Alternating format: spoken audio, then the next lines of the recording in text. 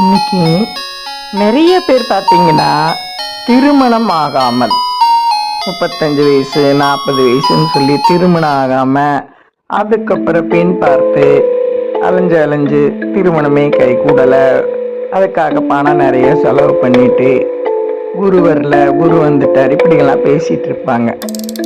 மனிதனாக பிறந்தால் குரு பார்த்தால்தான் நல்ல விஷயங்கள் நடக்கும். குருங்கிறது குரு பகவான், முருகப்பெருமான், குரு பகவான், தட்சிணாமூர்த்தி, இப்படியெல்லாம் சொல்லலாம். திருமணம் ஆகாதவங்க யாராக இருந்தாலும் சரி, வள்ளி தேவியானையுடன் இருக்கிற முருகப்பெருமானை செவ்வாய்க்கிழமைகளில்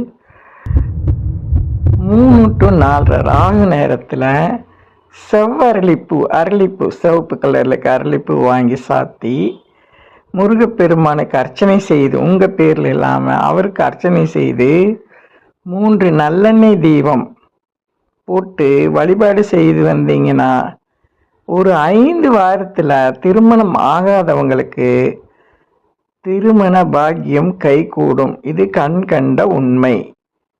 செய்து பாருங்கள்.